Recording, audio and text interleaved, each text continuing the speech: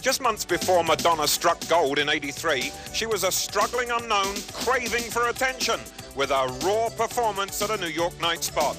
This dynamite footage shows Madonna on the very brink of her big break and making all the right moves. You're confusing me. 'Cause I don't know if you want me.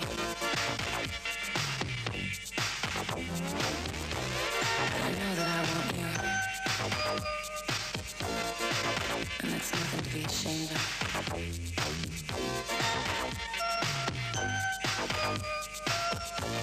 What are you gonna do? They sure were key steps to stardom, because only a year later, Madonna was atop the charts. Her success was largely her own making. But as our dear friend Alan had discovered, she also had a little help from her friends. The diva of downtown disco made tracks for the top almost by divine plan. She slipped her demo disc, Everybody, to DJ boyfriend Mark Kamens, sat back and waited for the bang. First single went to number 3 on the Billboard Dance Chart and number 1 on WBLS radio in New York City. Her '83 debut album led to a European tour and put her on the cover of Rock's Bible.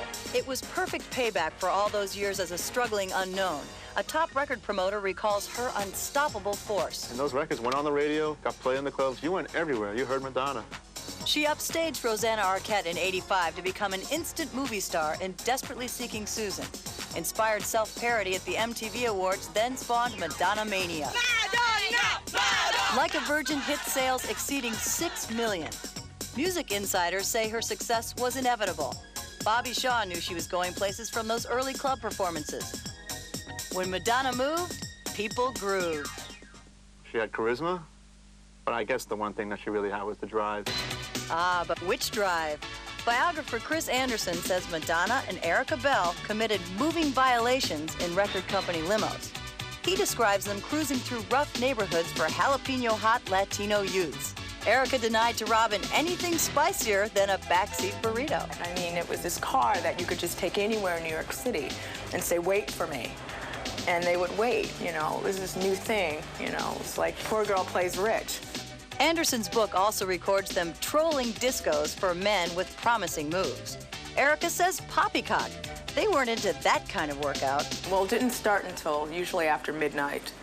And would go until usually 4 in the morning, at least. And we would just get in the middle of the floor and try to just take up as much room as possible and dance as hard as possible and really work out.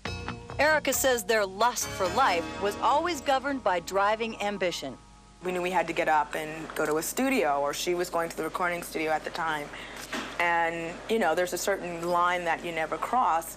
And I think the two of us, and I think she still can watch the fire, but doesn't get too close to let it burn. I was always kind of surprised that she could handle it so well. I thought, this is kind of a game.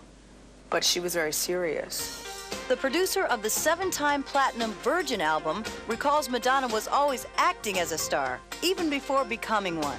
In the very early days, she and I would go out together when we were trying to just sort of develop our relationship and figure out how we were going to work together. And I remember going to a restaurant with her, just a cheap little sushi bar on University Place. And I remember walking in and I'm hearing all these people going, who's that girl? Who's that girl with Nile? Who's that girl? That girl ultimately sold over 75 million albums.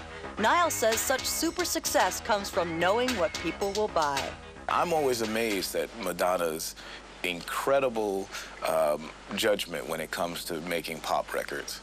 I've never seen anyone do it better, and that's the truth. I've never, ever seen anyone who's got a more impressive track record than Madonna. That sentiment is echoed by a producer who gave her more than hits. Madonna never gets it wrong. She has the ability to try new things and always be right. And that's really amazing to see an artist. I mean, at this point, she's had 21 top 10 hits in a row. There's never been anything like it since Elvis Presley or maybe the Beatles.